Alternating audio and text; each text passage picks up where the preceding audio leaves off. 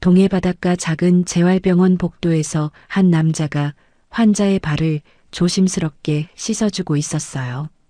강준혁 42의 이 의사는 서울에서 내려온 스타 의사에게 수술도 못하는 시골 의사라며 무시당했죠. 하지만 그날 밤 해안도로에서 대형 사고가 터지고 모든 병원이 마비됐을 때 단 한 통의 전화가 모든 걸 바꿔놓았습니다. 그는 과거 국가 재난 현장을 책임지던 천재 외과의였거든요. 이야기가 시작되기 전 잠시만 함께 해주세요. 오늘 이 이야기가 여러분 마음 한켠에 오래 남기를 바랍니다. 마음에 닿으셨다면 구독과 좋아요로 함께 해주세요. 동해시 언덕 위 푸른솔 재활병원은 노인 환자들이 대부분인 조용한 곳이었어요. 아침 6시 강준혁은 어김없이 병원에 도착해서 환자들을 살폈습니다. 뇌졸중으로 쓰러진 뒤 말을 잃은 윤석권 어르신의 손을 잡고 천천히 재활 운동을 도왔어요. 어르신, 오늘은 어제보다 손가락이 조금 더 펴지시네요. 강준혁의 목소리는 잔잔했습니다. 윤석권 어르신이 힘겹게 미소 지으려 애쓰는 모습을 보며 강준혁은 조심스럽게 어깨를 두드렸죠. 이곳에 온 지 3년 강준혁은 이런 작은 변화들 속에서 평화를 찾았어요. 화려한 수술실도 박수갈채도 없었지만 환자들의 느린 회복을 지켜보는 일은 그에게 위로가 되었거든요. 오전 10시쯤 병원 입구가 소란스러워졌어요. 검은색 고급 세단이 도착하더니 양복 입은 남자가 내렸습니다. 허진우 서울대병원 흉부외과 교수이자 방송에도 자주 나오는 스타 의사였죠. 그의 뒤로 카메라를 든 제작진이 따라왔어요. 병원장 한경식이 허둥지둥 뛰어나와 그를 맞았습니다. 허 교수님, 이렇게 먼 곳까지 오시느라 수고 많으셨습니다. 아닙니다. 지역 의료봉사는 의사로서 당연한 일이죠. 허진우의 목소리엔 자신감이 넘쳤어요. 제작진이 그의 모습을 열심히 촬영했고 허진우는 능숙하게 카메라를 의식하며 미소 지었습니다. 한 달간 이곳에서 봉사활동을 하며 다큐멘터리를 찍기로 했다더군요. 강준혁은 복도 끝에서 그 광경을 조용히 바라봤어요. 별다른 감정 없이 고개를 돌려 다시 환자들에게로 향했죠. 오후엔 재활치료실에서 임채원 할머니의 다리를 천천히 구부렸다 펴며 근육 상태를 확인했습니다. 할머니, 오늘 컨디션 어때요? 아이고, 선생님 덕분에 많이 좋아졌어. 요즘은 밤에 다리가 안 저린다니까. 임채원 할머니 얼굴에 주름진 미소가 번졌어요. 강준혁도 따라 웃으며 조심스럽게 마사지를 이어갔습니다. 그때 재활치료실 문이 벌컥 열렸어요. 허진우가 제작진과 함께 들어왔습니다. 카메라가 돌아가고 있었죠. 아, 여기가 재활치료실이군요. 환자분들 안녕하세요. 허진우는 방송용 미소를 지으며 인사했어요. 환자들이 낯선 이의 등장에 어리둥절해했지만 곧 카메라를 보고는 조심스럽게 고개를 숙였습니다. 허진우의 시선이 강준혁에게 향했어요. 선생님은? 강준혁입니다. 이곳 재활의학과 의사예요. 강준혁이 담담하게 대답했습니다. 허진우가 그의 하얀 가운을 힐끗 보더니 묘한 표정을 지었어요. 아, 재활의학과시군요. 수술은 안 하시는 거죠? 네, 주로 재활치료를 담당합니다. 그렇군요. 허진우의 입꼬리가 살짝 올라갔어요. 무시와 우월감이 섞인 표정이었죠. 강준혁은 아무 말 없이 다시 임채원 할머니의 다리를 돌봤습니다. 허진우는 카메라를 향해 친절한 미소를 지으며 말했어요. 지역 병원은 이렇게 기본적인 재활치료 중심으로 운영되죠. 수술 같은 건 서울 대형 병원에서나 가능하니까요. 그의 말투엔 은근한 무시가 담겨 있었습니다. 강준혁은 고개를 들지 않았어요. 그저 환자의 다리를 조심스럽게 주무르며 자신의 일에 집중했죠. 카메라가 꺼지고 허진우 일행이 나간 뒤 임채원 할머니가 조용히 말했어요. 선생님, 저 사람 말투 참 건방지네. 괜찮습니다. 신경 쓰지 마세요. 강준혁은 여전히 잔잔한 목소리로 대답했어요. 하지만 그의 손이 잠시 멈칫했다는 걸 임채원 할머니는 알아챘습니다. 오후 햇살이 재활치료실 창문으로 쏟아져 들어왔지만 공기는 묘하게 무거워져 있었어요. 허진우가 병원에 온 지 일주일이 지났어요. 그는 매일 카메라를 대동하고 병원 곳곳을 누볐습니다. 환자들과 사진을 찍고 간호사들에게 친절하게 인사하며 완벽한 봉사의사 이미지를 만들어갔죠.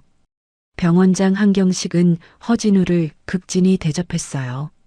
서울대병원 교수가 이곳에 있다는 것만으로도 병원 홍보에 큰 도움이 됐거든요. 강준혁은 여전히 자신의 일에 집중했습니다. 아침마다 환자들 상태를 확인하고 재활운동을 도우며 가끔은 환자들의 발을 직접 씻어주기도 했어요. 윤석권 어르신처럼 거동이 불편한 환자들을 위해서였죠. 간호사 정미란이 그런 강준혁을 존경의 눈빛으로 바라봤습니다. 선생님, 제가 할게요. 선생님이 직접 하시면 환자분들 부담스러워 하세요. 괜찮아요. 이것도 치료의 일부니까. 강준혁은 조용히 웃으며 대야에 따뜻한 물을 받았어요. 윤석권 어르신의 발을 조심스럽게 담그고 부드럽게 씻어주었죠. 어르신 눈가에 눈물이 맺혔습니다. 말을 할 수 없었지만 그 눈빛만으로도 감사의 마음이 전해졌어요. 바로 그때였습니다. 허진우가 제작진과 함께 병실에 들어왔어요.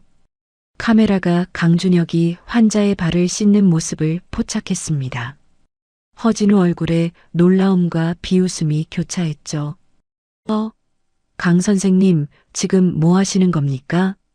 강준혁이 고개를 들어 그를 봤어요. 표정은 여전히 평온했습니다. 환자분 발을 씻어드리고 있어요. 의사가 직접 그런 일을요? 간호사나 간병인이 할 일 아닙니까? 허진우 목소리에 믿을 수 없다는 어조가 담겨 있었어요. 카메라가 계속 돌아가고 있었죠. 강준혁은 천천히 일어섰습니다. 환자분 피부 상태를 직접 확인하는 것도 중요해요. 욕창이나 부종을 조기에 발견할 수 있거든요. 그건 그래도 의사가 직접 할 일은 아니죠. 허진우가 어색하게 웃었어요. 제작팀 중 한 명이 작은 목소리로 중얼거렸습니다. 저건 좀 방송에 나가면 이미지가 안 좋을 것 같은데.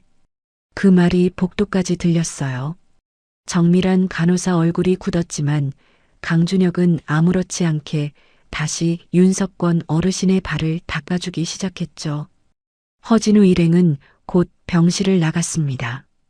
오후 회의실에서 병원 관계자 회의가 열렸어요. 한경식 병원장, 허진우, 그리고 주요 의료진이 참석했습니다. 강준혁도 재활의학과 대표로 자리했죠. 한경식이 밝은 표정으로 입을 열었어요. 허 교수님 덕분에 우리 병원이 많은 관심을 받고 있습니다. 감사드려요.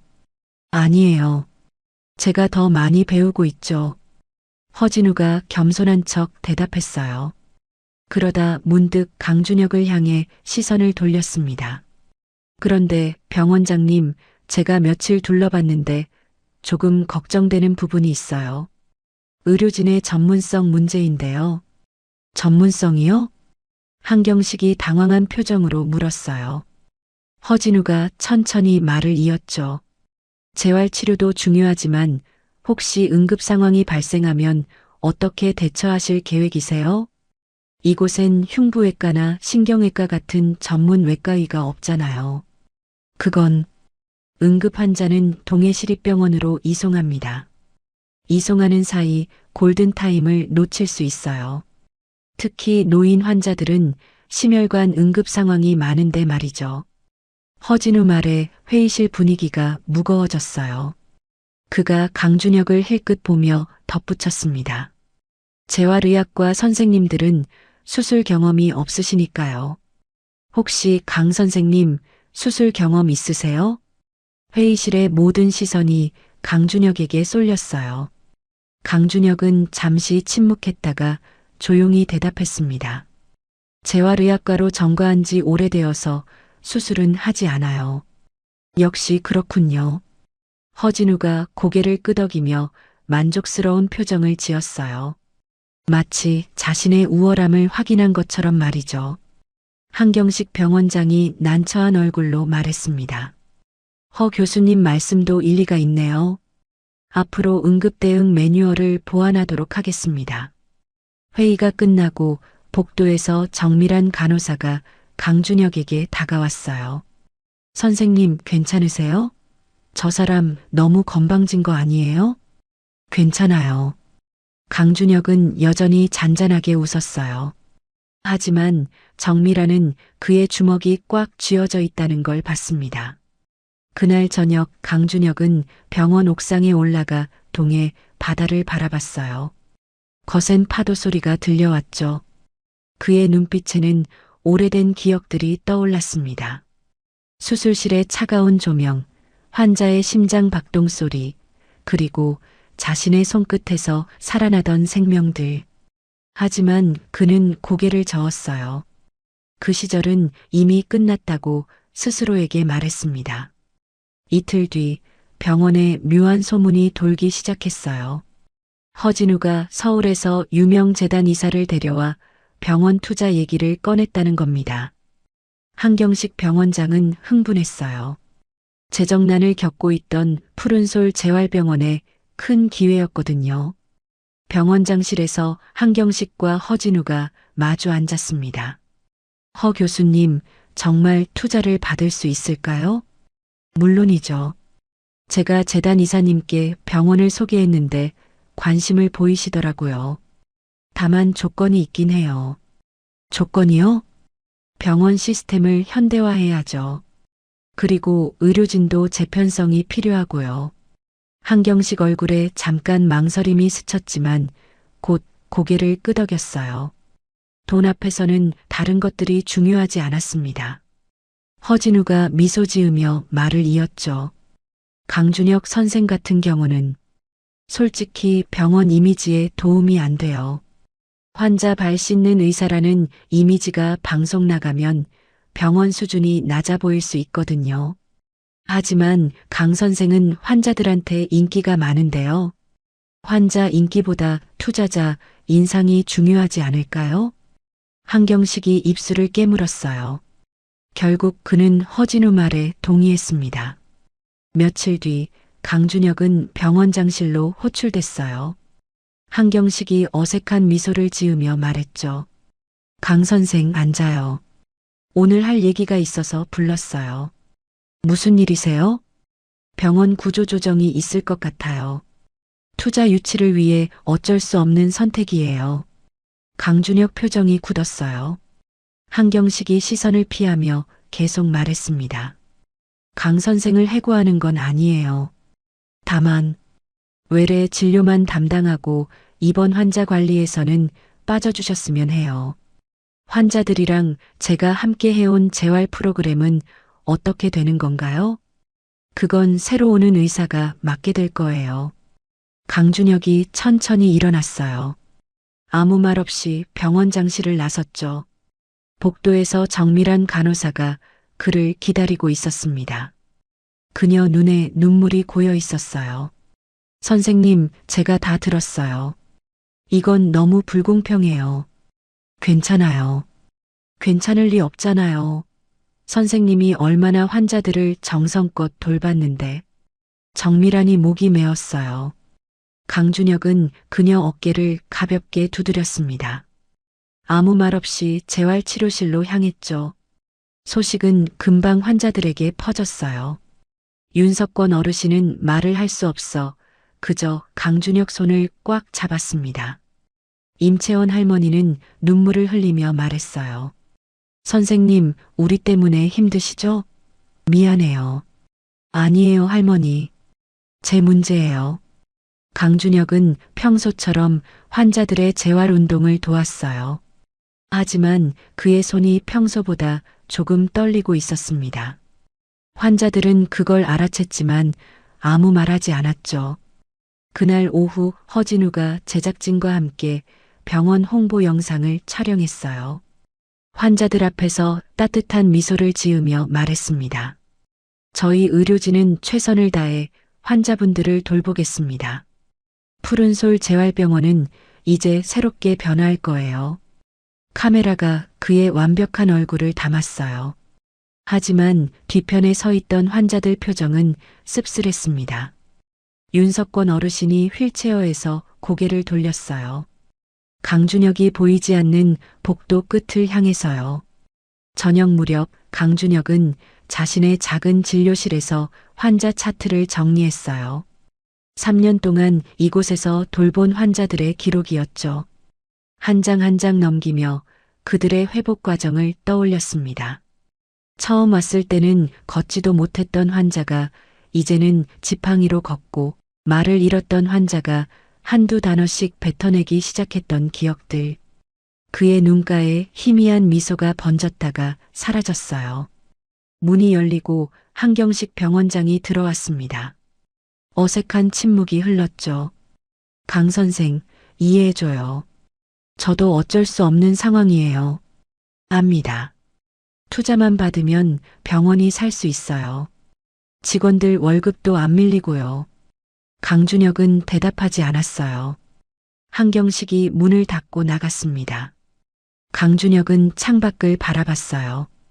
동해 바다의 석양이 지고 있었죠. 붉게 물든 하늘 아래 파도가 끊임없이 밀려왔다 사라졌습니다. 마치 자신의 처지 같았어요. 그는 천천히 눈을 감았습니다. 일주일이 지났어요. 강준혁은 외래 진료만 보게 됐고 입원 환자들과의 접촉은 최소화됐습니다. 새로운 젊은 의사가 재활 프로그램을 맡았지만 환자들은 그를 낯설어 했어요. 윤석권 어르신은 재활 운동을 거부하기 시작했고 임채원 할머니는 식사를 제대로 하지 않았죠. 정밀한 간호사가 강준혁에게 달려왔어요. 선생님, 환자분들이 다들 의욕을 잃으셨어요. 어떻게 좀 해주세요. 제가 할 수 있는 게 없어요. 이젠 제 권한이 아니니까. 강준혁 목소리는 평소처럼 잔잔했지만 그 안에 담긴 무력감을 정밀하는 느낄 수 있었어요. 그녀 눈에서 눈물이 떨어졌습니다. 이건 너무 불공평해요. 선생님이 뭘 잘못했다고. 그때 복도 저쪽에서 허진우 웃음소리가 들렸어요. 제작진과 함께 복도를 걸으며 유쾌하게 대화하고 있었죠. 병원장 한경식이 그의 곁에서 아첨하듯 웃고 있었습니다. 정밀한이 주먹을 꽉 쥐었어요. 이틀 뒤 병원 전체 회의가 소집됐습니다. 한경식 병원장이 직원들 앞에서 발표했죠. 여러분, 좋은 소식입니다. 드디어 투자 계약이 확정됐어요. 앞으로 우리 병원은 동해 최고의 재활병원으로 거듭날 거예요. 박수 소리가 퍼졌어요. 하지만 강준혁은 박수를 치지 않았습니다. 그는 뒤쪽에 서서 조용히 그 광경을 바라봤어요. 한경식이 계속 말을 이었죠. 그리고 앞으로 병원 의료진 구성도 변경될 예정이에요. 더 전문적이고 효율적인 시스템을 구축할 겁니다. 허진우가 미소 지으며 손을 들었어요. 병원장님, 제가 한 말씀 드려도 될까요? 물론이죠, 허 교수님. 허진우가 앞으로 나섰습니다. 자신감 넘치는 표정으로 직원들을 둘러봤어요. 저는 이번 한 달 동안 이곳에서 많은 걸 느꼈어요. 봉사의 의미도 배웠고요. 하지만 솔직히 말씀드리면 이 병원엔 개선할 점이 많아요. 직원들이 긴장한 표정으로 그를 바라봤어요. 허진우가 강준혁 쪽을 힐끗 보며 말을 이었죠. 의사는 전문성으로 승부해야 해요. 환자한테 친절한 건 좋지만 그게 전부는 아니에요. 수술 한 번 못하는 의사가 아무리 발을 씻어줘도 생명을 구할 순 없거든요. 회의실이 조용해졌어요. 모두가 강준혁을 쳐다봤습니다. 강준혁은 표정 변화 없이 서 있었어요. 허진우가 만족스러운 미소를 지으며 자리로 돌아갔죠. 회의가 끝나고 강준혁은 혼자 병원 뒤편 벤치에 앉았어요. 바다에서 불어오는 바람이 차가웠습니다. 정미란이 그를 찾아왔어요. 선생님, 그냥 당하고만 계실 거예요? 뭐라도 말씀하세요. 뭐라고 말할까요? 사실이잖아요. 저는 이제 수술을 하지 않으니까. 하지만 괜찮아요, 정 간호사님. 저는 여기서 제 역할을 다했어요. 강준혁이 일어섰어요. 그의 뒷모습이 평소보다 작아 보였습니다. 정미라는 그를 붙잡고 싶었지만 말이 나오지 않았어요. 그날 밤 강준혁은 병원 기숙사 작은 방에서 오래된 사진 한 장을 꺼냈어요. 10년 전 서울중앙병원 흉부외과 의국 사진이었죠. 젊은 그의 얼굴엔 자신감과 열정이 가득했습니다. 동료 의사들이 그를 둘러싸고 웃고 있었어요. 사진 속 강준혁의 가운에는 흉부외과 전문의 강준혁이라는 이름표가 달려 있었죠. 그는 사진을 천천히 서랍 깊숙이 넣었어요. 그리고 창밖을 바라봤습니다. 어둠 속에서 파도 소리만 들려왔어요. 강준혁의 눈빛은 텅 비어 있었죠. 마치 모든 걸 포기한 사람처럼 말이에요. 여러분, 여기까지 들으시느라 수고 많으셨어요. 참 답답하죠? 조용히 환자들을 돌보던 강준혁 선생이 병원에서조차 밀려나고 있어요. 하지만 여러분, 이야기는 여기서 끝이 아니에요. 가장 어두운 순간이 빛을 보기 직전일 때가 있거든요. 계속해서 들어봐 주세요. 3일 뒤 기상청은 강력한 태풍 경보를 발령했어요. 동해안 전역에 폭풍우가 몰아칠 거라는 예보였죠. 하지만 태풍이 예상보다 빨리 북상하면서 상황이 급변했습니다. 오후 5시쯤 해안 절벽 도로를 달리던 관광버스가 갑자기 몰아친 강풍의 중심을 잃고 미끄러지며 가드레일을 들이받았어요. 버스 안에는 서울에서 온 관광객 35명이 타고 있었습니다. 버스는 아슬아슬하게 절벽 가장자리에 걸쳐 있었고 언제 추락할지 모르는 상황이었죠. 병원에 긴급 연락이 왔어요. 동해시립병원은 이미 다른 응급 환자로 가득 찼고 푸른솔 재활병원이 가장 가까웠습니다. 한경식 병원장이 황급히 직원들을 소집했어요. 지금 당장 응급실 준비하세요. 환자가 몰려올 겁니다. 간호사들이 바쁘게 움직였어요. 허진우도 급히 가운을 걸쳤습니다. 그런데 그의 얼굴엔 당황함이 역력했어요. 재활병원에는 제대로 된 수술 장비가 없었거든요. 한경식이 허진우에게 다급하게 말했죠. 허 교수님, 어떻게 해야 할까요? 중상자가 있으면 일단 안정시키고 다른 병원으로 이송해야 해요. 이 폭풍 후에 이송이 가능하겠어요? 허진우가 입술을 깨물었어요. 그때 첫 번째 구급차가 도착했습니다. 응급구조사들이 환자를 급히 들것에 실어 나왔어요. 50대 남성으로 가슴에서 피가 쏟아지고 있었죠. 갈비뼈가 부러지며 폐를 찔렀던 겁니다. 흉부 외상이에요. 긴장성 기흉 의심됩니다. 응급구조사가 외쳤어요. 허진우 얼굴이 하얗게 질렸습니다. 긴장성 기흉은 즉시 처치하지 않으면 몇 분 안에 사망하는 응급 상황이었어요. 흉곽에 구멍을 뚫어 공기를 빼내야 했죠. 하지만 허진우는 실제로 그런 응급 처치를 해본 적이 거의 없었습니다. 그는 주로 계획된 수술만 해왔거든요. 이 이송 준비하세요. 허진우가 떨리는 목소리로 말했어요. 정밀한 간호사가 소리쳤습니다. 이송하면 죽어요. 지금 당장 처치해야 한다고요. 하지만 장비가 흉관 삽입술은 간단한 도구로도 가능해요. 정미란이 다급하게 말했어요. 허진우의 손이 떨렸습니다. 그의 이마에 식은땀이 맺혔죠. 바로 그때였어요. 비키세요. 차분하지만 단호한 목소리가 들렸어요. 강준혁이었습니다. 그는 빠르게 환자에게 다가가 상태를 확인했어요. 청진기로 호흡음을 들어보더니 즉시 정미란에게 지시했죠. 정 간호사님, 14게이지 바늘과 국소 마취제, 소독액 가져오세요. 네. 정미란이 재빨리 움직였어요. 강준혁의 손이 환자의 가슴을 더듬었습니다. 정확한 위치를 찾는 거였어요. 그의 손끝에는 10년의 공백이 무색할 만큼 정확한 감각이 살아있었죠. 강 선생, 뭐 하는 겁니까? 허진우가 당황해서 물었어요. 강준혁은 대답하지 않았습니다. 환자의 가슴에 바늘을 찔렀어요.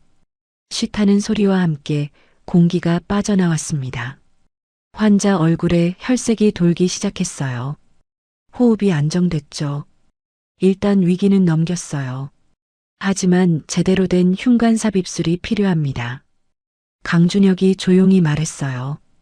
그의 이마에도 땀이 맺혀 있었지만 손은 전혀 떨리지 않았습니다. 허진우가 멍하니 그 광경을 바라봤어요. 구급차가 계속 도착했습니다. 응급구조사 중 한 명이 강준혁을 알아봤어요.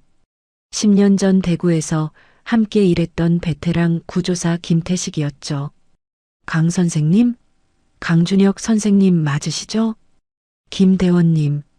강준혁이 조용히 고개를 끄덕였어요. 김태식이 급히 말했습니다. 선생님, 중증 환자가 5명 더 있어요. 지금 이송할 수가 없는 상황이에요. 선생님이 아니면. 강준혁이 잠시 침묵했어요. 주변 사람들이 모두 그를 바라봤습니다. 허진우 얼굴에는 믿을 수 없다는 표정이 역력했죠. 김태식이 다급하게 말을 이었어요.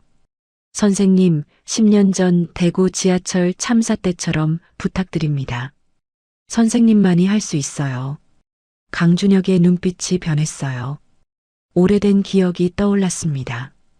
연기로 가득 찬 지하철 안에서 수십 명의 생명을 구했던 그날, 장비도 없이 맨손으로 환자들을 살려냈던 순간들. 그는 천천히 고개를 끄덕였어요. 알겠습니다. 강준혁이 주변을 둘러봤어요. 그의 목소리는 더 이상 조용하지 않았습니다. 명령하듯 단호했어요. 정 간호사님, 처치 준비하세요.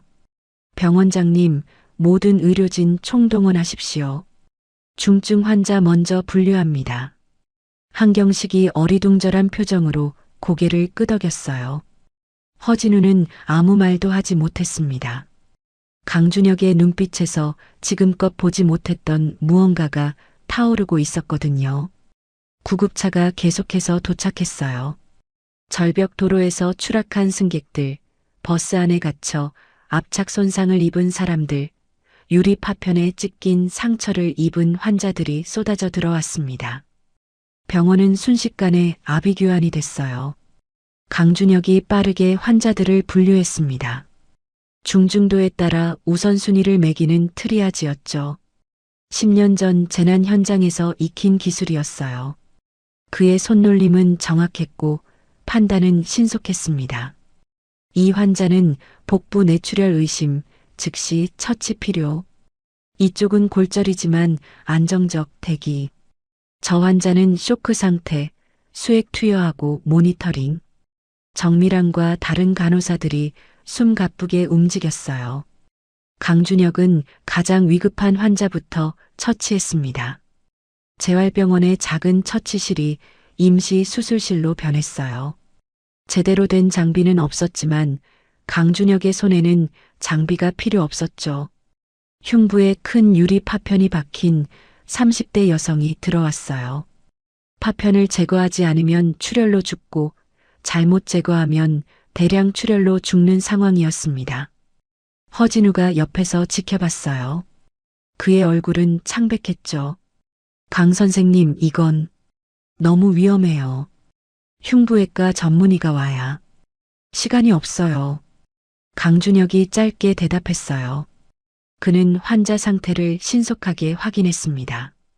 호흡, 맥박, 혈압, 모든 수치가 떨어지고 있었어요.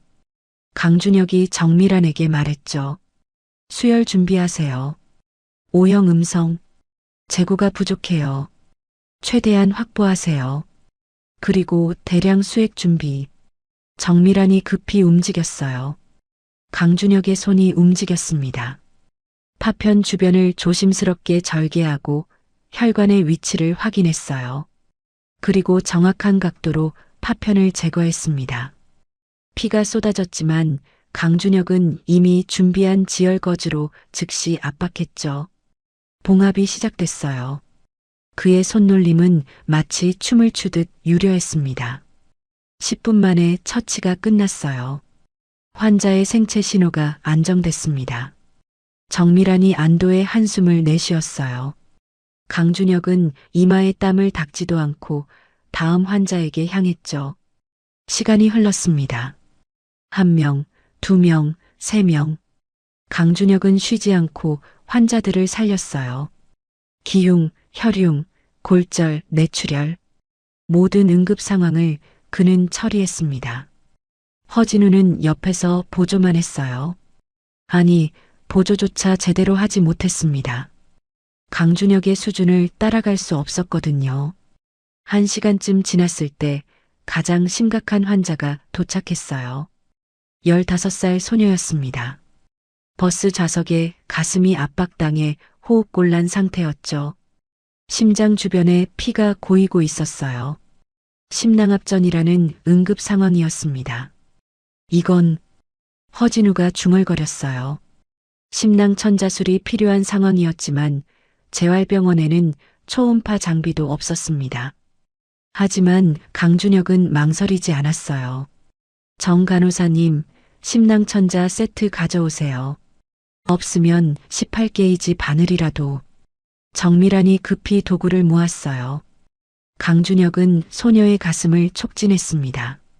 손끝으로 심장의 위치를 정확히 파악했죠. 초음파 없이 맹목적으로 하는 심낭천자는 극도로 위험했습니다. 1mm만 잘못 찔러도 심장을 관통할 수 있었거든요.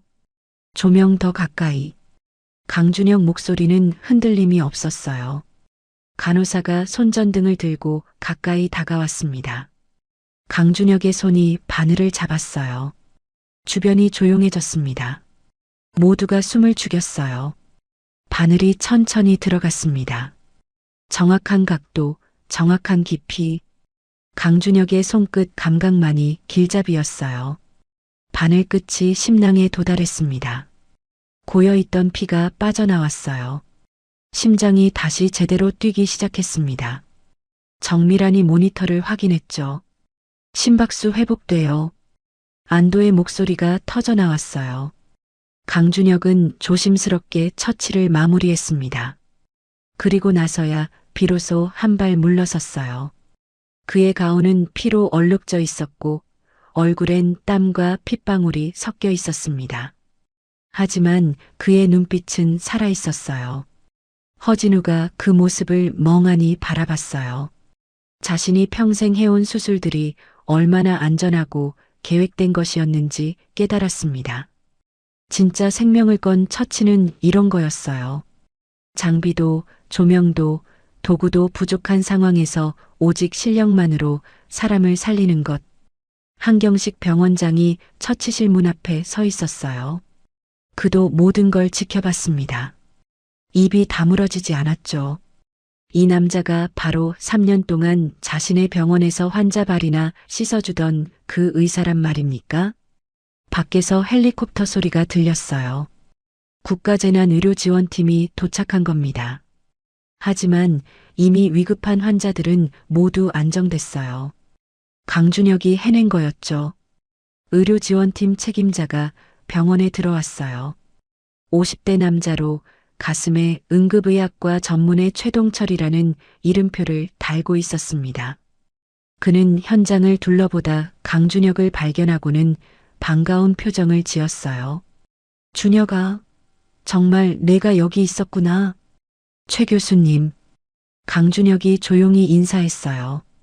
최동철이 그의 어깨를 꽉 잡았습니다. 10년 만이네. 소식도 없이 사라지더니 이런 곳에 있었어? 죄송해요. 사과는 무슨. 오늘 일 들었어. 장비도 없는 곳에서 중증 환자 6명을 혼자 다 살렸다며? 역시 내 실력은 여전하구나. 최동철 목소리엔 존경심이 담겨 있었어요. 주변에 있던 간호사들과 의사들이 놀란 눈으로 강준혁을 바라봤습니다. 허진우도 그 대화를 듣고 있었어요. 이 친구가 누군지 아세요? 10년 전 대구 지하철 참사 때 현장 의료 책임자였던 사람이에요. 100명이 넘는 중증 화상 환자를 살린 전설 같은 의사죠. 서울중앙병원 흉부외과 최연소 과장이었어요. 최동철이 주변 사람들에게 말했어요. 한경식 병원장 얼굴이 창백해졌습니다. 정미라는 눈을 크게 떴고 허진우는 입술을 깨물었죠. 그런데 왜 여기서 재활의학과 의사로 있는 거야? 최동철이 궁금하다는 듯 물었어요. 강준혁은 대답하지 않았습니다. 그저 잠시 침묵했다가 주제를 돌렸어요. 환자들 이송 준비해야 해요. 그래, 맞아. 일단 환자들부터. 최동철이 고개를 끄덕였어요. 그들은 함께 환자들을 안정시키고 이송 준비를 했습니다. 2시간 뒤 모든 환자가 안전하게 대형 병원으로 옮겨졌어요. 단 한 명의 사망자도 없었죠. 폭풍우가 잠잠해진 새벽, 최동철이 떠나기 전 강준혁과 마주 섰어요. 준혁아, 서울로 돌아올 생각 없어? 너 같은 의사가 이런 곳에 묻혀 있는 건 아까워. 저는 여기가 좋아요. 정말? 최동철이 강준혁의 눈을 똑바로 바라봤어요. 오랜 세월 함께 일했던 동료였기에 그는 알 수 있었습니다. 강준혁이 무언가를 숨기고 있다는 걸. 준혁아, 10년 전 그 일, 내 잘못이 아니었어. 모두가 알아. 강준혁의 눈빛이 흔들렸어요. 최동철이 한숨을 쉬었습니다. 너무 자책하지 마. 의사도 사람이야. 모든 환자를 다 구할 순 없어. 그 환자 가족이 내게 한 말들은 잊어. 잊을 수 없어요. 강준혁 목소리가 낮게 깔렸어요. 최동철이 그의 어깨를 두드렸죠. 언제든 돌아오고 싶으면 연락해. 자리는 항상 있어. 최동철이 떠난 뒤 병원은 다시 조용해졌어요. 하지만 분위기는 완전히 달라져 있었습니다. 모든 직원이 강준혁을 다른 눈으로 바라봤어요. 환자들도 그가 지나가면 고개를 숙여 감사를 표했죠. 다음 날 아침 한경식 병원장이 강준혁을 찾아왔어요. 그의 태도는 완전히 달라져 있었습니다. 강 선생님, 어제 일 정말 대단하셨어요. 제가 선생님을 너무 몰라봤습니다. 괜찮아요. 아니에요. 제가 잘못했어요. 선생님께 다시 입원 환자 관리를 맡기고 싶어요. 아니, 의료진 총책임자로 모시고 싶습니다. 강준혁이 조용히 병원장을 바라봤어요. 한경식 얼굴엔 간절함이 역력했습니다. 하지만 강준혁은 고개를 저었어요. 필요 없어요. 저는 지금처럼 재활 환자들을 돌보는 게 좋아요. 하지만 다만 한 가지 부탁이 있어요. 강준혁이 잠시 멈췄다가 말을 이었습니다. 환자들을 위한 결정을 하세요. 투자나 명성이 아니라 환자를 먼저 생각하는 병원이 되길 바래요. 한경식이 고개를 숙였어요. 그의 얼굴에 부끄러움이 스쳤습니다. 강준혁이 조용히 병원장실을 나섰어요. 복도에서 허진우와 마주쳤습니다. 허진우는 어색한 표정으로 서 있었어요. 한참 동안 침묵이 흘렀습니다. 결국 허진우가 입을 열었죠.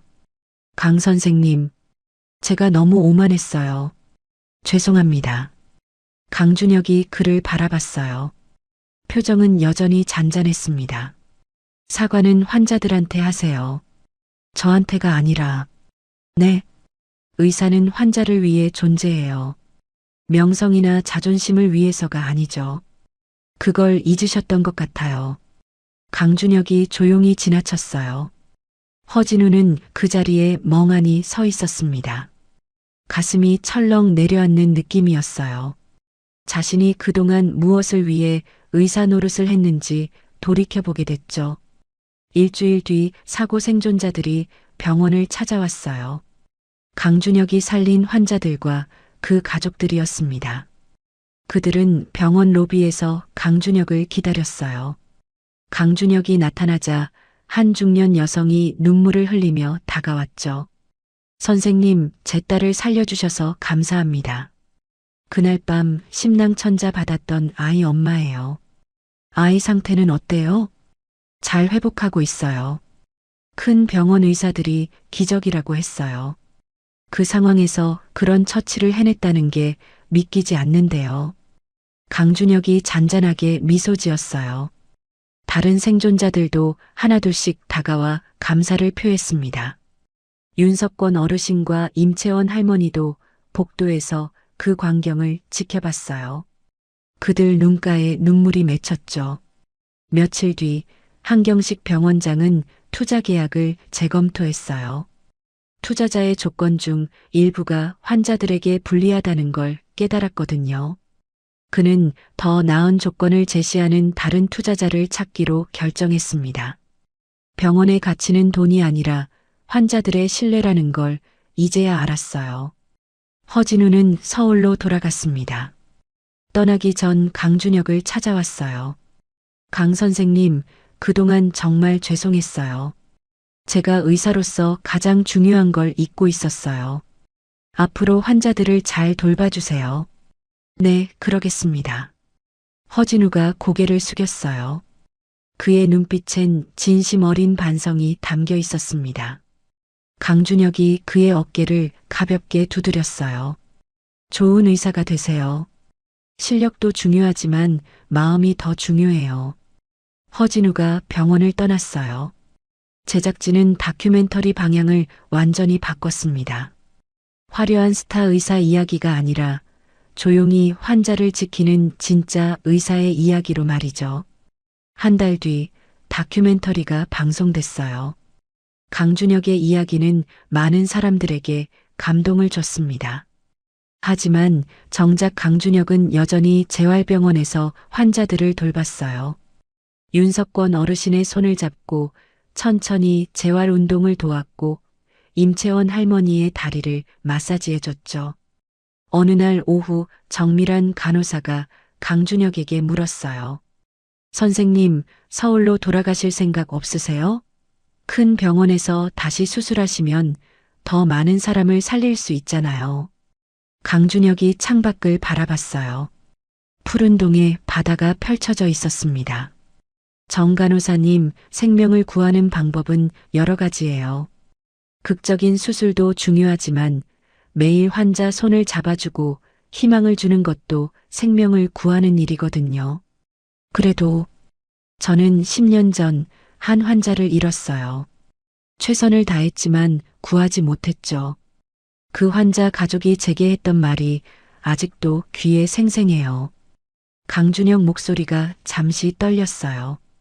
정밀한이 조용히 그를 바라봤습니다. 당신은 생명을 살리는 기계일 뿐 사람의 마음은 모르는 의사라고 했어요. 그때 깨달았어요. 제가 너무 수술 실력만 믿고 환자의 마음을 보지 못했다는 걸. 강준혁이 윤석권 어르신의 손을 조심스럽게 잡았어요. 어르신이 힘없이 미소 지었습니다. 여기서 환자들과 함께하며 배웠어요. 진짜 의사는 병만 고치는 게 아니라 사람을 돌보는 거라는 걸요. 정밀한 눈에 눈물이 맺혔어요. 강준혁이 부드럽게 웃으며 말했죠. 저는 여기가 좋아요. 환자들의 작은 변화를 함께 기뻐할 수 있는 이곳이요. 해가 질 무렵 강준혁은 병원 뒤편 벤치에 앉았어요. 동해 바다의 노을이 붉게 물들었습니다. 파도 소리가 잔잔하게 들려왔어요. 그의 얼굴엔 평화로운 미소가 번져 있었죠. 윤석권 어르신이 휠체어를 타고 그에게 다가왔어요. 정밀한이 밀어주고 있었습니다. 어르신이 떨리는 손으로 강준혁의 손을 잡았어요. 말은 할 수 없었지만 그 손길만으로도 감사의 마음이 전해졌습니다. 어르신, 오늘 컨디션 괜찮으세요? 윤석권 어르신이 고개를 끄덕였어요. 강준혁이 바다를 바라보며 조용히 말했습니다. 우리 내일도 열심히 재활 운동해봐요. 언젠가 어르신이 다시 걸으실 수 있을 거예요. 어르신 눈에서 눈물이 흘러내렸어요. 희망의 눈물이었죠. 강준혁은 여전히 잔잔한 미소를 지으며 바다를 바라봤습니다. 화려한 수술실은 없었지만 그의 손은 여전히 생명을 지키고 있었어요. 조용하지만 확실하게 매일매일 환자들의 삶을 되살리고 있었습니다. 바람이 불어왔어요. 강준혁의 하얀 가운자락이 바람에 날렸습니다. 그는 눈을 감고 깊이 숨을 들이마셨어요. 이곳이 바로 자신이 있어야 할 자리라는 확신이 들었죠. 진짜 의사는 화려한 말이 아니라 조용히 끝까지 사람을 지키는 손이라는 것. 그 진실을 강준혁은 이제 온전히 이해하고 있었습니다. 여러분, 오늘 이야기 어떠셨어요? 처음엔 시골 병원에서 환자 발이나 씻어주는 평범한 의사로 보였던 강준혁 선생. 스타 의사한테 무시당하고 병원에서조차 밀려나는 모습이 정말 답답했을 거예요. 하지만 폭풍우가 몰아친 그날 밤, 우리는 진짜 의사가 누구인지 알게 됐죠. 장비도 없는 작은 병원에서 6명의 생명을 구해낸 그의 손. 10년 동안 수술실을 떠나 있었지만 여전히 생명을 살리는 법을 기억하고 있었어요. 이 이야기가 주는 교훈은 뭘까요? 진짜 실력은 화려한 겉모습이 아니라 묵묵히 자기 자리에서 최선을 다하는 데 있다는 거예요. 남들이 알아주지 않아도, 빛나지 않아도 진심을 다하는 것. 그게 바로 가치 있는 삶이죠. 강준혁 선생은 결국 서울로 돌아가지 않았어요. 작은 재활병원에서 환자들과 함께하는 길을 택했죠. 진짜 의사는 화려한 수술실이 아니라 환자의 마음 곁에 있다는 걸 알았거든요. 오늘 이야기가 여러분께도 작은 위로가 되었으면 좋겠어요. 구독과 좋아요 부탁드립니다. 감사합니다.